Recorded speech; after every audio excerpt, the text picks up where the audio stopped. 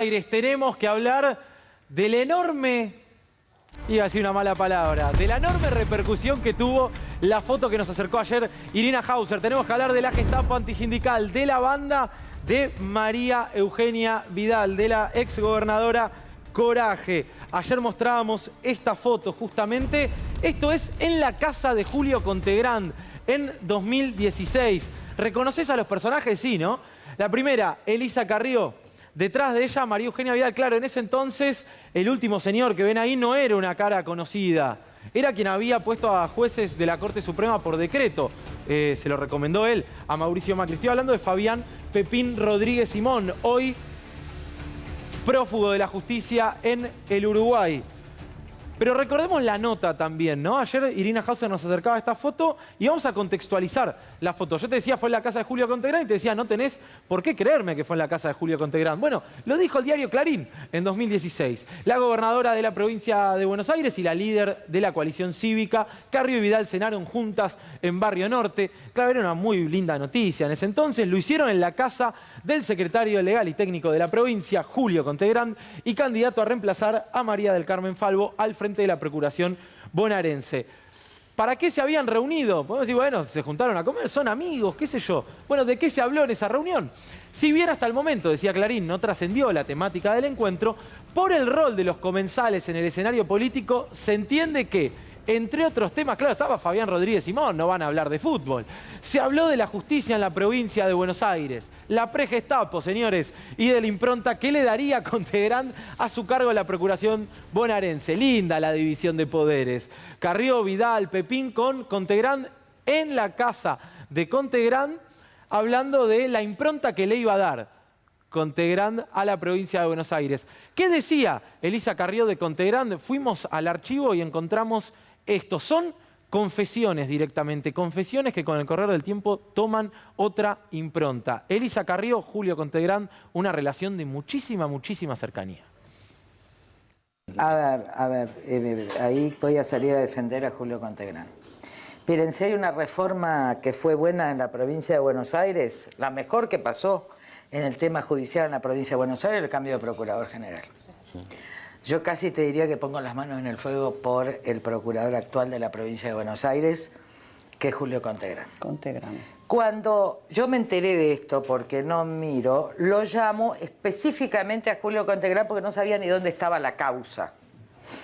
Y le digo, esta es una operación de inteligencia con tales características. Y la verdad es que empieza por una chica que parece desmadrada, pero esto termina en Olivos, porque ella dijo esto termina en Olivos.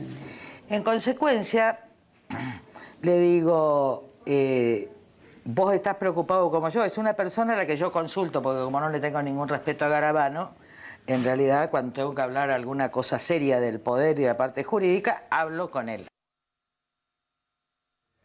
Cuando tengo que hablar una cosa seria de justicia, yo lo llamo a Julio Contegrand. Lo dijo Elisa Carrió, claro, hoy cobra otro tenor, ¿no? Hoy cobra otro tenor la foto, hoy cobra otro tenor los dichos de Carrió, pero es interesante porque vamos reconstruyendo el mapa de toda esta trama y de esta mesa judicial con sede en la provincia de Buenos Aires y en la Nación también. Ahora, lo que empalma perfectamente con esto y también te ayuda a resignificar todo, es lo que declaró la semana pasada en la bicameral de inteligencia el comisario Casasa, que era subcomisario en la época que le allanó la casa de Alberto Pérez, al ex jefe de gabinete de Daniel Scioli. Casasa ratificó lo que había dicho en unos audios que publicó Página 12 y lo que confirmó es una descripción perfecta de cómo funcionaba esta mesa judicial en la provincia de Buenos Aires. Y se agrega un nombre, ¿no? A prestar atención a esto que va a mostrar Irina. Bueno, estas fueron las revelaciones. Lo que él dice es, la Auditoría de Asuntos Internos de la Policía Bonaerense, recordemos, Casasa, un integrante de la bonaerense que iba y hacía allanamientos, a cargo de Guillermo Berra, atención a este nombre. Retengan ese nombre. Era la encargada de recolectar la información. Se valían de informes de la AFI y de la UIF para empapelar causas. También recurrían a otra cosa, a los gnosis, que eran informes privados, ¿no? Que los pagábamos con la nuestra. Con la nuestra. Informes patrimoniales y financieros. Guillermo Berra tenía vínculos directos con Carrió y Oliveto. Esto planteó Casasa en la bicameral. Eran las que luego hacían las denuncias con información que él recolectaba. Luego, aquí la otra pata, Contegrán era quien impulsaba las causas desde la Procuración. Sí, era la persona de confianza de Carrió.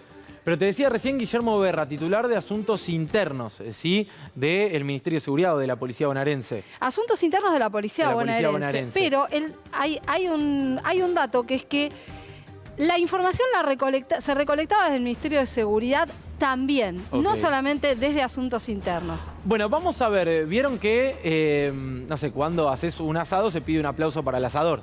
Bueno, en este caso es un aplauso para el operador, porque Elisa Carrió, en medio de un acto que compartía con María Eugenia Vidal, se tomó un minuto y en su momento tuvo palabras elogiosas con este espiador serial, con Guillermo Berra, todos manchados. Cada vez que surge un nombre nuevo, rápidamente te das cuenta de las conexiones que tiene con las denunciadoras y denunciadores seriales de Juntos por el Cambio. Mirá a Elisa Carrió pidiendo un aplauso para el operador. El trabajo que hiciste, el trabajo que hicieron, pero que hizo una persona en particular, que no recuerdo el nombre, pero yo no recuerdo el nombre ni de mis hijos, como ustedes saben, ni menos de mis novios. Que es Berra, Guillermo Berra, y que es un chico joven, era de auditoría, pero que hizo un trabajo en asuntos internos en la Policía Provincial, cuya valentía también merece un aplauso. Bueno, ahí estaba, ¿no? Cada vez que surge un nombre nuevo, rápidamente vas al archivo y te encontrás todas las conexiones. En este caso, Berra, que ejecutó más de 10.000 consultas de Gnosis, sacaba informes comerciales desde su rol en la provincia de Buenos Aires, desde el Estado, el informe patrimonial de personas que tenían, bueno, que eran objetivos políticos, para ver desde dónde lo agarraban, para iniciar causas junto a Julio Contegrán y los jueces y fiscales amigos que mencionó Marcelo Villegas. Irina. Dos cosas que te quiero decir. En ese mismo evento donde habla Carrió, María Eugenia Vidal cuenta que lo conoció a Berra porque se lo presentó Paula Oliveto. Bueno. Trabajaban juntos en la ciudad de Buenos Aires. Es otra parte del mismo evento. Segunda cuestión, Berra está procesado en una causa que tramita el juez Atencio en la provincia de Buenos Aires justamente por haber utilizado fondos públicos para recolectar información que no tenía nada que ver con la tarea de asuntos internos. No, pero además, ¿para qué está la división de asuntos internos? En este caso, auditoría de asuntos internos de la policía. Para investigar a la propia policía. No para ir a buscar información de cualquier otra persona a bases de Gnosis, a la Unidad de Información Financiera, a la Agencia Federal de Inteligencia. Bueno, están procesados por una cantidad de informes de estos, obtenidos además en su momento sin orden judicial, porque esta es la otra irregularidad. ¿Para qué buscaban esa información que no tenía un sustento legal o al menos en algunos casos podría haber sido ordenada de manera amañada? Es una partecita de lo que pedía el Ministerio de Seguridad. Hay 40.000 informes, por ejemplo, de Gnosis que se tramitaron desde otras dependencias. Esta causa se quedó exclusivamente con lo que tramitaba en asuntos internos. Imagínate todo lo que quedó afuera. Entre lo que quedó afuera, por ejemplo, está el caso de Alberto Pérez, está el caso de Daniel Scioli, está el caso de Espinosa, está el caso de un ex juez federal, Jorge Ballestero, un ex camarista que después te voy a contar más detalles sobre esto. No se apure, Hauser. Vamos a saludarla a Graciana Peñafort para que nos ayude a entender todo el entramado, ¿no? No se salva a nadie. Graciana, muy buenas noches. ¿Cómo estás? ¿Cómo estás, Juan? Hola, Irina. ¿Cómo están ustedes? Placer que estés acá. Sí, lo que están mostrando es tremendo. Déjame que haga un link que Irina lo va a entender rápidamente.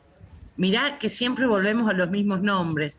Carrió, Oliveto, apareció la misma vinculación en Berra que en el caso de Alessio. Sí. Parecen ser personas que se han encontrado sistemáticamente con otras personas que se dedicaban a la inteligencia ilegal. Me parece que hay un modus operandi. Yo digo, voy a recordarte que junto con Alejandro Rúa denunciamos a Carrió y solicitamos su indagatoria, porque Carrió fue quien recibió en su momento las transcripciones ilegales de las escuchas de los presos de Seiza, claro, entre ellos algunos de nuestros defendidos. Y precisamente en función de eso nos constituimos en querellantes en la causa de Lomas de Zamora y solicitamos su indagatoria. Como así también solicitamos que se procesara a Darío Nieto, alguien que ha estado presente en muchas de estas situaciones. Yo lo que veo con bastante espanto es que los nombres, las modalidades de acción, el tráfico de inteligencia ilegal y los vínculos espurios entre los distintos actores de ese poder siguen plenamente activos y sin rendir cuenta de lo que hicieron. Eso... Y a mí no me preocupa. No me preocupa tan... Sí. No, perdón la interrupción, Graciana, pero eso es algo que venimos charlando y mucho, ¿no? Porque hay muchos casos donde hay sobrado material probatorio respecto de estas vinculaciones constantes entre la política, la justicia, y me voy a agregar, y corre por cuenta mía, también los grandes medios de comunicación, que flaco favor les hacían cada vez que tenían que blanquear pruebas recolectadas ilegalmente a través de notas periodísticas. ¿Puedo decirte algo al respecto? Sí. Yo creo que no, les estamos dando el lugar de periodistas a personas que no hacían periodismo, es decir, no hacían investigación, sino que se limitaban a transcribir como investigaciones informes de los servicios de inteligencia que de alguna manera necesitaban blanquear esa información. Yo nunca me voy a olvidar en el libro sobre periodismo e investigación de Daniel Santoro, cómo Daniel Santoro dice que, bueno, cuando los dueños de los medios les exigen garantías respecto a lo que van a publicar, que muchas de las cosas que hacen es mandar un anónimo a un fiscal o solicitar que alguien de la política o del poder haga la denuncia, es decir, hacer la denuncia con lo que ellos quieren publicar. Este sistema de blanqueo de información es lo que señala Casasa muy acertadamente, según lo que leí en página 12, que era algo que hacían de modo habitual Carrió y sus adláteres, es decir, blanquear a través de denuncias información que provenía de inteligencia ilegal. Y cuando vos decís, Berra, sus gnosis, el señor de la FIP, Marcelo D'Alessio, todos eran proveedores de inteligencia ilegal, cuyo resultado luego era necesario blanquearlo para poder presentarlo y para que lo pudiera utilizar, y acá me voy a parar, en el Poder Judicial. Y esto es lo más grave, sí, totalmente. Juan, Irina, es que le estamos pidiendo al Poder Judicial que investigue operaciones de las cuales el Poder Judicial era parte. De las que ellos fueron parte. Por eso tal vez seguimos esperando repercusiones en muchísimas causas que no avanzan. A eso apuntaba. ¿Crees que esta van a vez... avanzar, porque yo tengo esta sensación. Tengo la sensación que el Poder Judicial está ejerciendo su ministerio en defensa propia. Yo no me voy a olvidar cuando Marcelo D'Alessio, vuelvo al tema de D'Alessio porque fue el puntapié inicial de todo esto, cuando Marcelo D'Alessio se presenta y da prueba obtenida ilegalmente y se la da al fiscal Stornelli, y el fiscal Stornelli lo adjunta al expediente y solo lo retira del expediente cuando estalla el escándalo de D'Alessio. Y esto no es menor. Pero, ¿y entonces, Graciana? Bueno, yo voy a ser honesta, yo creo claramente que las causas de espionaje no pueden ser investigadas en Comodoro Pi. No pueden ser investigadas porque Comodoro Pi, no todo Comodoro Pi, no todos los jueces, no todos los fiscales, pero una buena parte de ellos fueron parte de estas maniobras, y hay otra parte que también, sin ser parte de estas maniobras, están preocupados y apretados. Vos pensás que todos los jueces de primera instancia, es decir, todos aquellos sobre los que pesa la instrucción, se excusan de estas causas o no quieren resolverlas porque los pierden migraciones, porque aparecen en algunos lados, y lo que es peor, terminan resolviendo estas causas los jueces que aparecen mencionados en la prueba. Yo no puedo creer que Llorens y Bertuzzi resuelvan el caso de Lomas de Zamora cuando están en el celular de Darío Nieto. No puedo creer que Hornos y Borinsky decidan en las causas de espionaje cuando ellos mismos aparecen mencionados como frecuentes visitantes frecuentes de Olivos. Es decir, hay un problema. Los jueces que fueron víctimas se excusan de intervenir. Y los jueces que fueron parte del sistema y los fiscales que fueron parte del sistema intervienen y desvían la investigación. Y no es menor, y déjenme decirlo, por algo estas investigaciones sobre espionaje ilegal, cuando no transcurrieron en Pi, avanzaron. ¿Por qué avanzaron? Porque los funcionarios judiciales, fueran jueces o fiscales, no eran parte, entonces tenían la posibilidad de investigar, querían llegar a algún resultado. Y por algo el macrismo siempre corre a Comodoro Pi ante cualquier causa, literalmente. Totalmente. Y voy a decir algo que me preocupa aún más que todo esto. Es que los abogados que somos querellantes en esta causa, impugnamos a estos jueces, impugnamos a estos fiscales, pero sabemos que el destino final de todas nuestras impugnaciones va a ser llegar a la Corte Suprema, que no da ninguna garantía, porque de los 4 miembros, al menos 2 de ellos cuando se investigó el caso de Cristóbal López, tenían contacto frecuente con el operador judicial por excelencia del macrismo, que era Rodríguez Simón. Es decir, no hay instancia judicial hoy en la línea de Comodoro Pi, Corte Suprema, que garantice o que dé cuenta de la garantía de juez imparcial, porque vos no podés ser juez y parte. Vos pensás lo que pasó en la causa de espionaje de D'Alessio, donde un mismo señor que es fiscal en Comodoro Pi reúne en la misma causa el carácter de procesado y de querellante. Es decir, son cosas que no deberían pasar, que están mal, que desconocen el Estado de Derecho y desconocen las garantías más mínimas del Estado de Derecho sobre cómo se lleva adelante una investigación judicial. Yo creo, sinceramente, que hay que pensar una alternativa para que estas causas no se investiguen en Comodoro Pi, por una sencilla razón que es evidente a toda cuenta. Pensá que una semana antes que saliera el video de la Gestapo de Vidal, sacaron un fallo humillante e insultante para el derecho, llamando a los espías de la causa de Lomas de Zamora cuentapropistas. Y nos encontramos una semana después a los jefes de los cuentapropistas en un armado judicial en el Banco Provincia. No hay manera de hacer eso, no hay manera de seguir con esa investigación en esas condiciones. Nos queda muy poquito tiempo, pero no quiero que deje de preguntar Irina.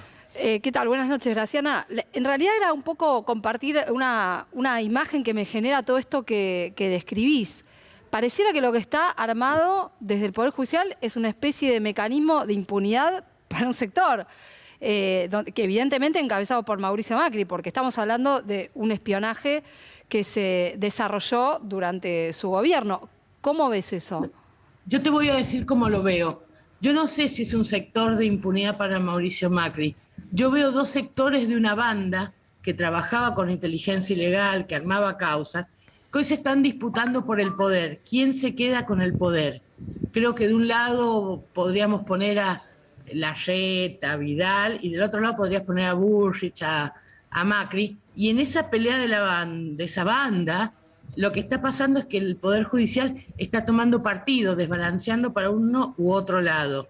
Pero lo que quiero decirte es esto: yo no dejo de ver que todo esto surge también, no solo por los descuidos imperdonables de personajes como D'Alessio, sino también por una pelea entre bandas que están disputándose quiénes se quedan con el poder de la derecha en la Argentina. Y están usando para eso las mismas herramientas que usaron para combatir primero al sector nacional y popular. El espionaje ilegal, los carpetazos, las presiones y además la impunidad garantizada desde el Poder Judicial. Graciana, como siempre, muchísimas gracias. Un abrazo enorme. No, por favor, muchas gracias a vos. Irina Hauser, para cerrar, bueno, hoy estuviste charlando con alguien que sufrió y mucho los embates del macrismo. Sí, pero además con alguien que hace mucho tiempo que no hablaba. Estamos hablando de un ex juez federal que fue integrante de la Cámara Federal.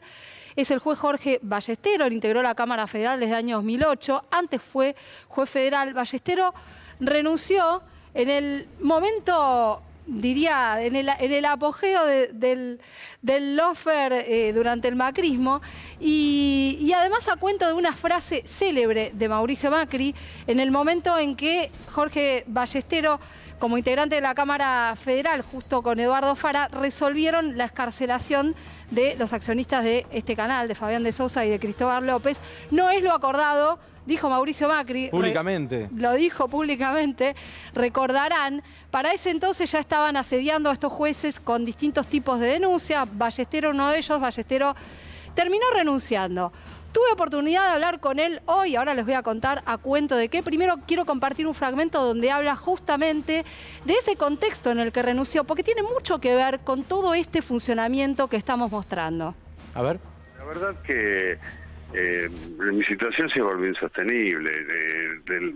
Uno no es solo es la prensa, es la persecución. Además, yo puedo no hablar de mi caso. Podemos recordar a la doctora Falvo cómo fue perseguida, la doctora Gil Carbó cómo fue perseguida, cómo ha sido perseguida la doctora Bosquín, al doctor Freiler. Es decir, cada persona que hacía algo que al gobierno anterior podía disgustarle, era atacada de todos lados. Ahora, una cosa son las presiones normales, otra cosa es que empiecen la prensa a A mí se me metieron en el despacho cuando estaba por resolver esto que usted dice, lo de Victoria López. Entró una movilera adentro de mi despacho sin que ni pedí permiso a cuestionarme si yo le iba a poner en libertad o no a este señor. Una cosa que es inexplicable. Te cuento dos cosas más sobre Ballestero. Ballestero en este momento representa a Alberto Pérez, el denunciante que presentó los audios de Casasa, que escuchamos hace un rato. En esta causa donde Alberto Pérez se presenta como evidentemente un damnificado. Pero además Ballestero también fue espiado con los gnosis de asuntos internos de la policía bonaerense en aquel momento. Le pregunté sobre su apreciación sobre, bueno, toda esta cuestión de la Gestapo, las mesas judiciales y acerca de su situación, y esto fue lo que contestó. Esto que usted describía como una mesa judicial provincial y una nacional, ¿no? Interconectadas. ¿Había visto algo así antes? No, claramente hay una interconexión, porque si no, no se entiende. ¿Qué hacía? Bueno, ahora tendremos que esperar que llegue, ¿no? Pero ¿qué hacían pidiendo un nosimio? Hay 1.500 personas que le han pedido la información para tener todo, desde viajes, bueno... de verdad en democracia yo no he visto. Yo le recuerdo, si yo le dijera que hay un plan sistemático, clandestino y criminal dispuesto por las máximas autoridades del país, ¿usted qué diría? Sí, es esto. Bueno, eso es lo que pasó en la causa 13, cuando se jugó a los 6 miembros de la Junta Militar. Y es más o menos, y si usted empieza a leer cómo pasaban las cosas, y es más o menos lo mismo. Es más o menos lo mismo. Pero además, ¿para qué? Para garantizar la impunidad, como fue antes, porque así es como se quedaron con los cargos, con el de Falgo, con Casal en la procuración, y así es como se fueron quedando con los cargos, y así es como pueden sostener la impunidad. No es casual. Clave esto último que dice Ballestero, ¿no? Es fundamental, indudablemente, clave, absolutamente clave. Va contando uno a uno cómo se fueron cargando distintas piezas fundamentales para garantizar su propia impunidad posteriormente, y lo que hoy sostiene... Se fueron quedando con los cargos, claro, para garantizarse la impunidad. Para repartirlos entre los amigos a través de... se fueron quedando los cargos a través de armado de operaciones políticas, periodísticas y demás, con ese famoso triángulo del poder judicial, político y mediático, y a partir de allí armar un esquema que garantice su impunidad. Por eso constantemente, cada vez que hay una causa que no tramitan Comodoro Pi, avanza hasta cierto punto y rápidamente Comodoro Pi salva al funcionario que sea del macrismo, se la lleva y a partir de ahí cae en una suerte del Triángulo de las Bermudas donde no conocemos que los expedientes avancen. Aclaremos qué es el gnosis, porque Ballestero dice, a mí también me hicieron un gnosis y mucha gente del otro lado no tiene por qué saberlo. El gnosis es una base de datos, como hay otras bases de datos, como por ejemplo Veraz. Son bases de datos, pero que son privadas, que tienen información patrimonial, crediticia, financiera, acerca de las personas. Se paga por esos informes, ¿no? Lo que es irregular en el caso de asuntos internos de la policía de la provincia de Buenos Aires es que estuvieran gestionando gnosis. ¿Para qué? Para presionar, para extorsionar, para generar causas, para armar carpetazos. Todo eso que incluyeron a personas como el propio Ballestero. Es información de una base privada de datos. ¿Se puede gestionar, solicitar? Sí, tenés que pagar. En este caso lo hicieron de manera ilegal, con dinero tuyo y nuestro, como decías vos antes. Una cosa que quiero subrayar de lo que decía Ballestero, además, ¿por quién es Ballestero? Ballestero fue un camarista federal. Está haciendo una comparación acerca de un plan sistemático, en este caso, evidentemente, de manejo de la información de manera ilegal, ¿no? Con acceso a través del espionaje con la dictadura cívico-militar. Eso es la comparación lisa y llana que hizo y que recién escuchábamos. Gran testimonio, gracias.